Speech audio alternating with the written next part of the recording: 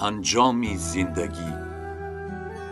حضرت امیر کبیر در آخرهای زندگیش قرار داد که چند سال عمر باقی مانده خود را در همدان عزیزش صرف تالیف کتاب‌ها نماید. اما از قضا باز به ضربه سخت و جانکاه تقدیر دچار آمد که همه نیت و آرمان‌های او را برباد دادند. تیمورلنگ به ایران لشکر کشیده شهرهای مترقی شیراز و تبریز، اصفهان و همدان را به خاک یکسان کرد. علی همدانی طاقتی در حال خرابزار دیدن وطن عزیزش را نداشت و تکلیف تیمورلنگ را در خصوصی در دربار او خدمت کردن را نیز رد نمود. این است که سال 1379 در سن 65 سالگی با همراهی پیوندان و نزدیکانش و بیش از 700 شاگردان و مریدان خیش ترک وطن کرد و کشمیر هندوستان را مکان خود قرار داد.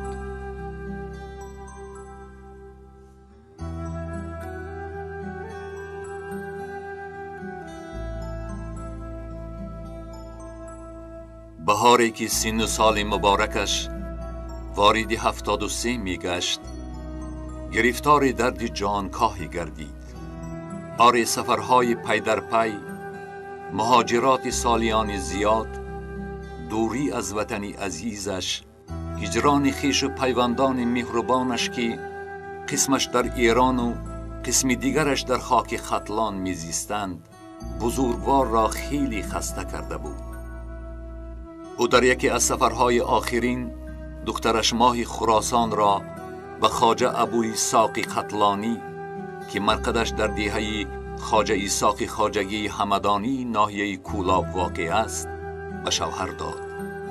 در آخرهای عمر تن و روح قوی این مرد بزرگ ضعیف و ناتوان و دردمند گردیده بود.